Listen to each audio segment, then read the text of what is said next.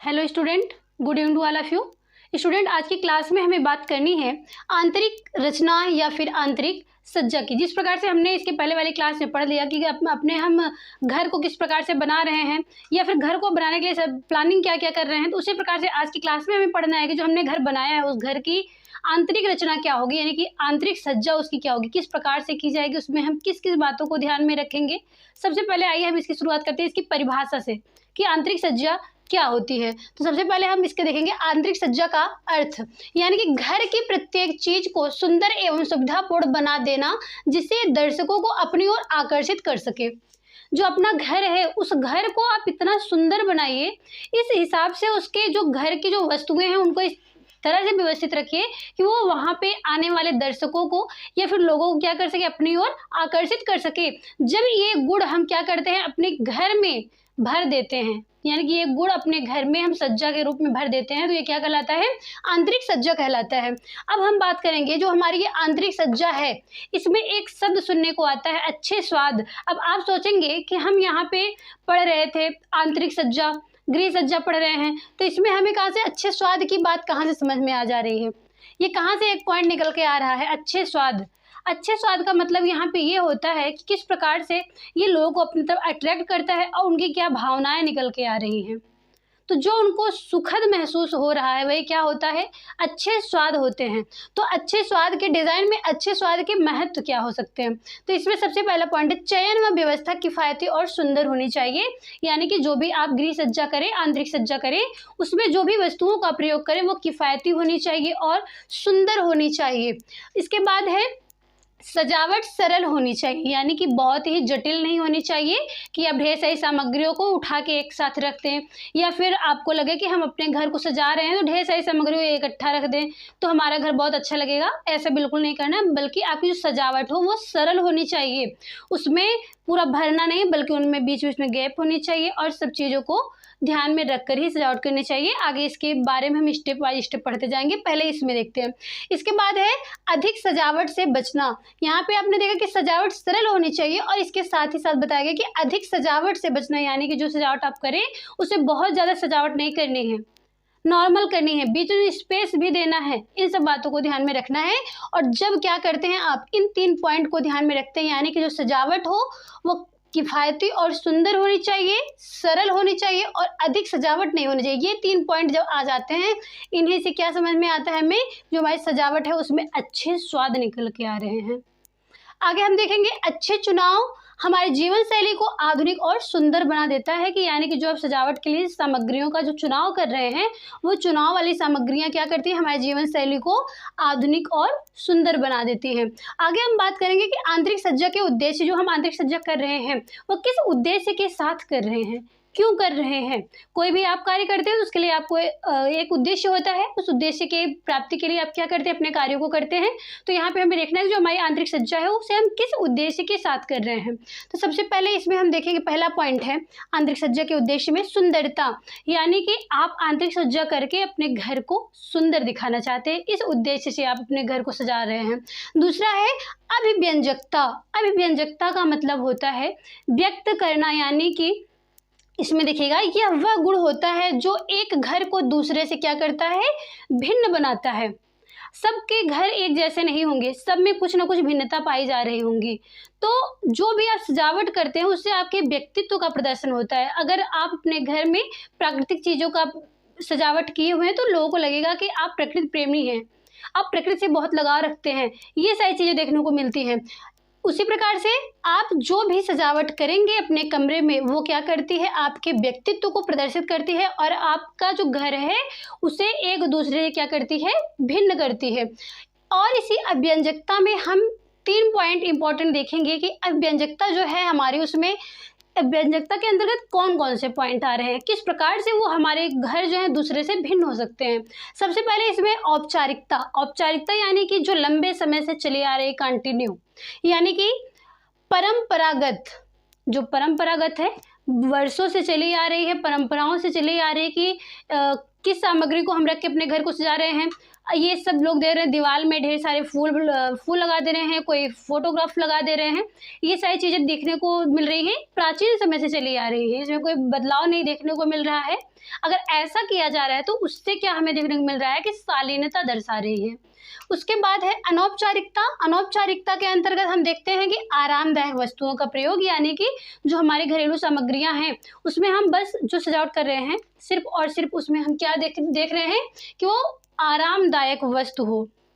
यानी कि जैसे आप सोफ़ा यूज कर रहे हैं अपने घर फर्नीचर के रूप में, सजावट में इसका प्रयोग कर रहे हैं फर्नीचर में सोफ़े का, तो उसमें आप क्या कर रहे हैं, आपका अगर उपयोग ना भी हो लेकिन फिर भी आप क्या सुंदर दिखाने के लिए सिर्फ और सिर्फ उसका प्रयोग कर रहे हैं। आराम की वस्तुएं आप ले आके रख रहे हैं, आप कुर्सी पे भी बैठ सकते हैं, लेकिन आप फिर भी अपने घर में फर्नीचर ले आ रहे हैं, सोफ़ा सेट ले आ रहे हैं, तो उससे आपको क्या दिखाया जा रहा है, इसमें अनौपचारिकता देखने को मिल रही है। इसके बाद है स्वाभाविकता। स्वाभाविकता यानी कि जो स्वाभाविक दिखे। स्वाभाविक यानी कि जैसे आप कोई कुटिया बना रहे हैं, गाँव में कोई कुटिया बना दी, उसमें भी आप रह रहे हैं, कुटिया पे सुंदर सुंदर आप डिज़ाइनिंग बना दे रहे हैं, कलाएँ प्रदर्शित कर रहे हैं, वो सब किस में देखने को मिल रही है हमें, आंतरिक सज्जा में। तो आंतरिक सज्जा में जो अभ्यंजकता है, यही 3 पॉइंट है जो हमारे परिवार को, हमारे घर को एक दूसरे के घर के डेकोरेशन से क्या कर रही हैं, अलग कर रही हैं। इसके बाद है, सबसे पहले हम देखें सुंदरता, अभ्यंजकता, अब है उपयोगिता। यानी कि जो भी आप सजावट के सामान यूज करें अपनी आंतरिक सज्जा में, वो सिर्फ और सिर्फ सजावट ही नहीं बल्कि उपयोगी भी होनी चाहिए। अगर वो उपयोगी नहीं है तो आप उसके ऊपर थोड़ा कम ध्यान देंगे, वो वस्तुएं वहीं की पड़ी रह जाती हैं, आप उसकी सफाई पे भी कम ध्यान देंगे, लेकिन वही वस्तुएं अगर आपके उपयोगी होंगी तो उस पर क्या करेंगे, आप ज़्यादा फोकस कर पाएंगे और उस चीज़ को क्या करेंगे, ज़्यादा अच्छे से आप रखेंगे, वो लोगों को अपनी तरफ क्या करेगा, अट्रैक्ट करेगा। इसके बाद है विविधता। हमारी जो सजावट होनी चाहिए उसमें क्या होनी चाहिए, विविधता होनी चाहिए, एक ही नहीं बल्कि अलग अलग होनी चाहिए। पूरे कमरे में हम सिर्फ और सिर्फ फूल ही ना रख दें बल्कि उसमें कुछ न कुछ भिन्न भिन्न चीज़ों को ले आके प्रयोग करके अपने हम घर की सज्जा में प्रयोग कर सकते हैं। इसके बाद है मौलिकता, यानी कि रुचि, स्वभाव, आदत, रहन सहन आदि जो व्यक्त कर रही है हमारी रुचियों को, हमारे स्वभाव को, आदत को। अभी हमने इसके पहले बताया कि आपको क्या है, अगर आप प्रकृति से बहुत प्रेम कर रहे हैं तो ये सारी चीज़ें रखेंगे। आप महापुरुष जो हैं, हमारे देश के महापुरुष हैं, उन सबको आप बहुत ज़्यादा लाइक करते हैं तो उनकी फ़ोटोग्राफ रखे हैं। या फिर कुछ लोग देखिए मंदिर के अलावा भी लोग अपने घरों में मूर्तियों को रख रहे हैं। तो इस प्रकार से जो भी चीज़ें आप अपने घर में सजावट के रूप में रखते हैं वो आपके क्या करती है, आपकी मौलिकता को, आपकी रुचि को व्यक्त करती हैं, आपके रहन सहन के स्तर को बताती हैं कि आप उच्च स्तर के हैं या फिर निम्न स्तर के हैं। इन सब बातों को ध्यान में हमें रखना पड़ता है। इसके बाद है मितव्ययिता। मितव्ययिता यानी कि कम खर्च में अधिक सुंदरता दिखाना। आप लोग गृह प्रबंधन में शुरू से यही बातें पढ़ते आ रहे हैं कि कोई भी आप काम करें उसमें मितव्ययिता एक इम्पॉर्टेंट पॉइंट आपको ध्यान में रखना पड़ता है। तो आपने देखा कि जो आंतरिक सज्जा है वो हम किन किन उद्देश्यों से कर रहे हैं, सुंदरता, अभ्यंजकता, उसके बाद उपयोगिता, विविधता, मौलिकता और मितव्ययिता, ये उद्देश्य होते हैं किसके, आंतरिक सज्जा के। अब हम बात करेंगे कला के सिद्धांत। जो भी हम कला कर रहे हैं आंतरिक सज्जा में, उनके क्या क्या सिद्धांत दिए गए हैं, किस प्रकार से हम सजावट करेंगे, ये नियमों को हम देखेंगे सिद्धांत में। ये जो हमारा सिद्धांत है कला का, इसमें सबसे पहला पॉइंट है अनुपात। यानी कि जो भी आप सजावट करें उसमें आपको अनुपात का ध्यान रखना है। अनुपात में जैसे पहले पॉइंट में हम लेते हैं रेखा को, रेखा यानी कि वो चाहे लंबी रेखा हो, समतल रेखा हो, इन सबको हमें ध्यान में रखना होगा। दूसरा है दूरी, तीसरा है माप, यानी कि जो हमारा सजावट हो वो जो है अनुपात का ध्यान रखना है। उसमें लंबी रेखा हो, समतल रेखा हो, उसकी दूरी का जो अनुपात है वो एकदम बराबर होना चाहिए, माप होना चाहिए। ऐसा नहीं है कि आप अपने घर में एक कोई सजावट कीजिए बहुत सी बड़ी रख दे और उसके पास में एकदम छोटी सी चीज़ें रख दे जो उसके अनुपात में बिल्कुल भी ना हो। कहीं पे आप सीधी रेखा का प्रयोग कर रहे हैं, उसके बीच में ही आप टेढ़ी रेखा का प्रयोग कर रहे हैं, ये सब बातों को ध्यान में रखना है। कहीं भी आप सजावट करें उसमें आप अनुपात को ध्यान में रखें। अनुपात के अंतर्गत आपको रेखा, दूरी और माप को ध्यान में रखना है। इसके बाद है संतुलन। संतुलन में सबसे पहला पॉइंट है औपचारिक और है अनौपचारिक। औपचारिक के अंतर्गत हम ये ध्यान रखेंगे कि समान भार होना चाहिए, आकार और दूरी, जो भी हम भार हो हमारी सामग्री का वो एक समान होना चाहिए, भिन्न भिन्न नहीं होना चाहिए। आकार जो है उसका बराबर होना चाहिए और दूरी ये एकदम अगर बराबर में है, बैलेंस में है, तो यानी कि ये हमारे कला के सिद्धांत के अनुकूल है। अगर ऐसा नहीं है तो हमारे कला के सिद्धांत के अनुकूल बिल्कुल भी नहीं है। इसके बाद हम यहाँ देखेंगे तीसरा पॉइंट है लय। लय आप लोग सुने होंगे, संगीत में आप लोग देखते हैं कि जो लय होता है गाने का उसमें हमें देखने को मिलता है कि कहीं बहुत उतार चढ़ाव है, कहीं एक जैसे लय देखने को मिल रहे हैं। तो उसी प्रकार से हमारी जो सजावट है, सजावट में भी हमें लय का ध्यान रखना पड़ता है। और ये लय जो है कितने प्रकार के होते हैं आप देखिएगा, 2 प्रकार के होते हैं। एक होता है नियमित और दूसरा होता है स्वच्छंद लय। लय जो है नियमित लय में हम देखेंगे जिसमें हमें एक रूपता देखने को मिल रही हो, क्रमवार देखने को मिल रहा हो। कोई भी सजावट आप कर रहे हैं, कहीं भी एक बड़ा फोटो लगाएं, फिर उससे छोटा, फिर उससे छोटा, फिर उससे छोटा, एक उतार चढ़ाव आपको देखने को मिल रहा है। ऐसा नहीं कहीं आप बड़ा सा बना दें, कोई फिगर बना रहे हैं दीवार पे, या फिर कोई भी फोटो बैनर कुछ भी लगा रहे हैं, कोई स्टिकर लगा रहे हैं, उसमें कोई एक रूपता ही नहीं देखने को मिल रही है। तो जो लय है, लय यानी कि लय क्या करता है, जो व्यक्ति उस कमरे को, उस सजावट को देखेगा वो अट्रैक्ट होगा। एक लय से उसकी जो निगाहें होती हैं वो एक लय में क्या करती हैं, उस डिज़ाइन की तरफ आकर्षित होती हैं। तो लय में सबसे पहले क्या है, एक रूपता और क्रमवारता देखने को मिलती है। दूसरा स्वच्छंद लय यानी कि उतार चढ़ाव हमें देखने को मिल रहा है। इसके बाद हम बात करेंगे दबाव। चौथा पॉइंट है दबाव। कला के सिद्धांत में दबाव का प्रयोग यानी कि जो हम सजावट करें, सजावट में जो तत्व ये देखने को मिल रहा है हमको सिद्धांत में सिद्धांत दबाव जो देखने को मिल रहा है, हमें ये देखना है कि हमें किस सामग्री को कब और कहाँ छुपाना है। यानी कि जो हमारी कमियां हो हमारे घर की, उन कमियों को हम दबा दें यानी कि छुपा दें, किसके द्वारा, अपनी सज्जा के द्वारा। तो इसमें देखिए किस पर दबाव डालना है, किस वस्तु पे हमें दबाव डालना है ये ध्यान में रखना है। कैसे दबाव डालना है, कितना डालना है और कहाँ डालना है। यानी कि अगर आप कोई भी डिज़ाइन बना रहे हैं अपने कमरे में, कभी देखिए आपकी दीवार में जो पेंट है या कलर है कहीं छूट गया हो, या फिर कुछ उस पर धब्बे लग गए हों, तो आपको सजावट करते समय ये ध्यान रखना है कि जो हमारे दीवार में जो कमियां दिख रही है ना, उन कमियों को हम दबा दें, छुपा दें। किसके द्वारा, अपनी सज्जा के द्वारा।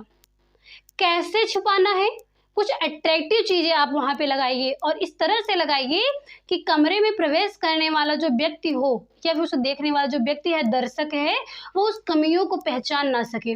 आप सबसे पहले यही पढ़ना शुरू कर रहे हैं कि आंतरिक सज्जा में हमें क्या करना है, हमें कमियों को उनके दूर करना है, सुंदर बनाना है और क्या करना है, लोगों को उसके तरफ आकर्षित करना है। तो इसीलिए ये दबाव का जो शब्द प्रयोग किया जा रहा है, इसमें ये देखना है कि जो हमारी कमियां हो उन कमियों को दबाना है, हमको छुपाना है। कब मतलब कैसे दबाना है, कुछ डेकोरेटिव सामानों के द्वारा दबाना है। उसके बाद हम देखेंगे अनुरूपता। अनुरूपता के अंतर्गत यही चीज़ें, अनुपात वाली ही चीज़ें में देखने को मिले, रेखा, आकार, बनावट, रंग, विचार, इन सारी पॉइंट को हमें ध्यान में रखना पड़ता है। उसके बाद है यही शब्द हम आगे फिर पढ़ेंगे, रेखा, आकार, बनावट किस प्रकार से होनी चाहिए और जो रेखाएं हैं, बनावट हैं, इनका किस प्रकार से परिवर्तन देखने को मिल रहा है, इनका प्रभाव क्या देखने को मिल रहा है दर्शकों के ऊपर, वो हम देखेंगे। कला के तत्व अगली हेडिंग है। कला के तत्व में सबसे पहला पॉइंट है, यानी कि जो हम कला कर रहे हैं, सजावट कर रहे हैं, उसमें कौन से तत्वों का प्रयोग हमें करना है। उस तत्व में सबसे पहले हम देखेंगे रेखा। जो रेखा है, इसके पहले भी आप लोगों ने देखा, रेखा में लंबी रेखा, समतल रेखा, ये सिद्धांत में देखने को मिल रहा था कि अनुपात में इन सबको ध्यान में रखना है। और उसी रेखा को हम कला के तत्व में सबसे पहले पॉइंट में पढ़ते हैं रेखा। रेखा में सबसे पहली है लंबवत रेखा। हमारे सजावट में जब भी हम कहीं पर भी लंबी रेखा का प्रयोग करते हैं, वो हमारे उत्साह यानी कि उत्साह को प्रदर्शित करता है, तत्परता को प्रदर्शित करता है कि आप इस वस्तु को लेकर कितने उत्साहित हैं। लंबी रेखा किसको प्रदर्शित करती है, उत्साह और तत्परता को। इसके बाद है समतल रेखा। समतल रेखा यानी कि समतल रेखा जब भी आप ये सजावट में करते हैं, समतल रेखा में सजावट कर रहे हो, तो वो किसको प्रदर्शित करती है, विश्राम को, स्थिरता को। यानी कि स्थिरता, कोई भी वस्तु है वो स्थिर है, इसको प्रदर्शित करती है। इसके बाद तिरछी रेखा, तिरछी रेखाएं जो भी होती हैं वो गतिशीलता और शालीनता को प्रदर्शित करती हैं। इसके बाद है वक्र रेखा। वक्र रेखा में हम क्या देख रहे हैं कि बादलों को, फूलों की पंखुड़ियों, घुमावदार नदियाँ, इन सब का हमें क्या करती हैं, प्रदर्शन देती हैं। ये दिखाती हैं कि ये जो लहरदार हैं, वक्र हैं, ये सब जो रेखाएं हैं हमें प्राकृतिक चीज़ों से या फिर उस रेखा से बनी हुई जो भी वस्तुएं हैं प्रकृति में या फिर कहीं और भी, उन सब की याद कब दिलाती है, हमारे सजावट के समय हमारे को क्या करती हैं, प्रदर्शित करती हैं, हम पर वो प्रभाव डालती हैं। इसके बाद है आकार। रेखा के बाद हम बात करेंगे आकार। आकार में आपको पता होगा वर्ग है, आयताकार है, त्रिभुज है, वृत्ताकार है। इन आकार को ध्यान में रख कर हमें अपने सजावट को करना है। ये देखना है कि हम जो डिज़ाइन बना रहे हैं, जो भी फोटोज़ बना रहे हैं, जो भी अपने दीवार में हम लगा रहे हैं, उसमें कौन से आकार का जो है डिज़ाइन वो हमारे कमरे में अच्छा लगेगा या फिर नहीं अच्छा लगेगा। इसके बाद है बनावट। बनावट में हम देखेंगे, बनावट यानी कि जो भी हमारी वस्तुएं हैं वो चिकनी हैं, खुरदरी हैं, रोएदार हैं, कोमल हैं, छिद्रयुक्त हैं। ये सारी चीज़ें हमें किस प्रकार से, हम कैसे पता कर पाएंगे कि जो सजावट का सामान हो वो चिकना हो, खुरदरा हो, रोएदार हो या फिर कोमल हो। सबसे पहले आप ध्यान में रखेंगे ये कि हमें अपने सजावट को हमेशा उपयोगी बनाना है। तो आप अपने जो वस्तुएं हैं उस वस्तु के जो उपयोग को ध्यान में रख करके आप सजावट कर रहे हैं, उस उपयोगिता के अनुसार ही आप बनावट का चयन करेंगे। अगर आप सोफ़े के, जो सोफ़ा है हमारा या फिर अलमारी है, इन सब पे आप डेकोरेशन कर रहे हैं तो इसमें ये ध्यान रखना है कि जो हमारे लिए उपयोगी हो। आप कभी भी सोफ़े के जो कवर हैं उनको आप क्या करेंगे, एकदम वो छिद्रयुक्त तो होगा नहीं, वो कैसा होगा, ये तो रोएदार होगा या फिर कोमल होगा, ये सब होगा। तो इस प्रकार से जो भी हमारी वस्तुएं हैं, वस्तुओं के उपयोग को ध्यान में रख करके हम उसके बनावट का चयन करेंगे। इसके बाद है नमूना। नमूना यानी कि पैटर्न। किस पैटर्न के आधार पर हम क्या कर रहे हैं, अपने घर का सजावट कर रहे हैं। हमारे घर के सजावट का पैटर्न क्या है, नमूना क्या है, उसमें सबसे पहले देखने को मिल रहा है हमें रचनात्मकता। जो भी आपकी सजावट हो उसमें कुछ क्रिएटिविटी दिखनी चाहिए कि हाँ आपने ये चीज़ें बनाई है, लगाई है अपने घर में, तभी तो वो आपके घर को क्या करेगा, एक दूसरे से भिन्न करेगा, अलग करेगा। नहीं तो अगर हर कोई व्यक्ति अपने घर में क्या कर रहा है, सारी मार्केट के चीज़ें को क्या कर रहा है, उसी में ले आके रख दे रहा है, अपने कमरे को सजा दे रहा है, और वही डेकोरेशन का सामान कोई अगला व्यक्ति भी ले जाके अपने घर में लगा रहा है, तीसरा भी वही लगा रहा है, चौथा व्यक्ति भी वही लगा रहा है। तो सारे जो भी सजावट के घर हैं वो सभी एक जैसे आ जाएंगे। लेकिन आपको क्या करना है, अपने घर की सजावट में रचनात्मकता ले आनी, खुद से डेकोरेशन करना है, अच्छी चीज़ों को डेकोरेट करना है, रचनात्मकता देखने को मिल लीजिए और सजावटी होनी चाहिए। आप सजावट कर रहे हैं तो जो आपके नमूने हैं, जो पैटर्न है वो सजावटी होनी चाहिए। इसके बाद है प्रकाश। प्रकाश जो है सबसे ज़्यादा इम्पॉर्टेंट होता है, यानी कि आप कितना भी सजावट कर लें अपने घर का, लेकिन अगर कमरे में प्रकाश नहीं हो वो सब किसी काम का नहीं होता है। इसलिए जितना भी आप आंतरिक सज्जा ये सब करते आ रहे, जितने पॉइंट्स को ध्यान में रख करके आप सज्जा कर रहे हैं, उन सब में अगर प्रकाश नहीं है तो प्रकाश के बिना ये सारी जो कलाएं आप कर रहे हैं वो सब बेकार हैं। इसलिए आपको प्रकाश को ध्यान में रखना है कि प्रकाश बहुत ही इम्पोर्टेंट होता है। और एक बात को ये ध्यान में रखना है प्रकाश के समय कि जो प्रकाश हो वो ऐसा ना हो कि आपकी आंखों पे सीधी रोशनी डाले, बल्कि वो जो सजावट की वस्तुएं हैं उन पे फोकस होना चाहिए उनका। इसके बाद है रंग। रंग की बात आप करते हैं, रंग हमेशा ऐसा हो, इतना डीप होना चाहिए, डार्क होना चाहिए कि वो लोगों पे तरफ अट्रैक्ट कर सके। आपकी जो डिज़ाइन हो उस डिज़ाइन के अनुरूप होना चाहिए। ऐसा नहीं है कि अगर आप जो भी डिज़ाइन कर रहे हैं, अगर आपकी दीवार वाइट कलर में हो और वाइट कलर की आप उसमें कोई डिज़ाइन का डेकोरेशन कर रहे हैं तो वो बिल्कुल भी नहीं समझ में आएगा कि यहाँ पे डेकोरेशन हुआ है या फिर नहीं हुआ है। तो आपको अपने घर के जो दीवार हैं, दीवार को ध्यान में रखकर, फर्श को ध्यान में रखकर, या फिर वहाँ पे जो फर्नीचर्स हैं उन पे जो कवर्स लगाए हुए हैं उन सबको ध्यान में रख कर ही अपनी सजावट की सामग्री को क्या करना है, रंग देना है, जिससे उनसे थोड़ा अलग रूप दे सके। इस बात को आप ध्यान में रखेंगे। और इस रंगों में सबसे इम्पॉर्टेंट है कि जो इनके प्राथमिक रंग हैं, प्राथमिक रंग में लाल, पीला और नीला, ये 3 जो रंग होते हैं वो क्या होते हैं? प्राथमिक रंग होते हैं। इन्हीं प्राथमिक रंगों को मिलाकर के द्वितीयक रंग और तृतीयक रंग बनाए जाते हैं। इसके बाद है स्थान। स्थान का मतलब होता है कि आप जो सजावट कर रहे हैं उस सजावट में अगर बीच बीच में गैप नहीं है, स्थान नहीं है, तो उनका कोई मतलब नहीं होता है। जिस प्रकार से आप घर बनाएं अपना और घर के आसपास अगर काफ़ी स्पेस रहता है, खाली स्थान रहता है, तो वो क्या करता है? आपको शांति का प्रतीक समझ में आता है, आपको शांति देता है, सुकून देता है। वहीं आप कहीं इतनी घनी बस्ती में रह रहे हो जहाँ पे आपके घर के आसपास बिल्कुल भी खुला स्थान ना हो, तो अच्छा नहीं लगता है, आपको बिल्कुल भी बोरिंग सा महसूस होता है, घुटन सी होती है। उसी प्रकार से आप जब भी सजावट करें, उस सजावट में स्थान का महत्व होता है। अगर आप लगातार एक के बाद एक ऐसे एकदम एक दूसरे के आसपास में, एकदम पास पास में रख करके क्या करें, सजावट कर रहे हैं, उसे कोई भी भिन्नता नहीं देखने को मिलेगी, समझ में नहीं आएगा। वहीं अगर आप कोई भी वस्तु, एक वस्तु को यहाँ पे लगा रहे हैं, सजावट की वस्तु को एक को यहाँ पे लगा रहे हैं, एक समान दूरी को ध्यान में रख कर आप बीच बीच में खाली स्पेस उसमें छोड़ रहे हैं, तो क्या होगा? आपकी जो संरचना है, ये आंतरिक संरचना, सज्जा, वो क्या होगी? बहुत ही अट्रैक्टिव होगी। तो जो कला के तत्व हैं, कला के तत्व में आपको रेखा को ध्यान में रखना है, आकार को, बनावट को, नमूने को, प्रकाश को, रंग को और स्थान को। ये 6 इंपॉर्टेंट तत्व हैं जिनको ध्यान में रख करके आपको आंतरिक सज्जा करनी पड़ती है। एक बार इन सबको आप क्या करेंगे? नोट कर लीजिए, स्क्रीनशॉट ले लीजिए, फिर हम बात करते हैं।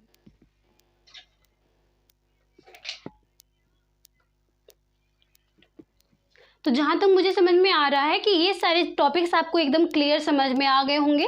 आंतरिक सज्जा का अर्थ आप समझेंगे, उसमें अच्छे स्वाद को समझेंगे, उनका उद्देश्य क्या है, उद्देश्य के बाद कला के सिद्धांत हैं, फिर कला के तत्व को, ये सारे इंपॉर्टेंट पॉइंट को आप ध्यान में रख के इस क्लास का आप अध्ययन करेंगे। ठीक है, मिलते हैं हम आप लोग से नेक्स्ट क्लास में। तब तक के लिए धन्यवाद।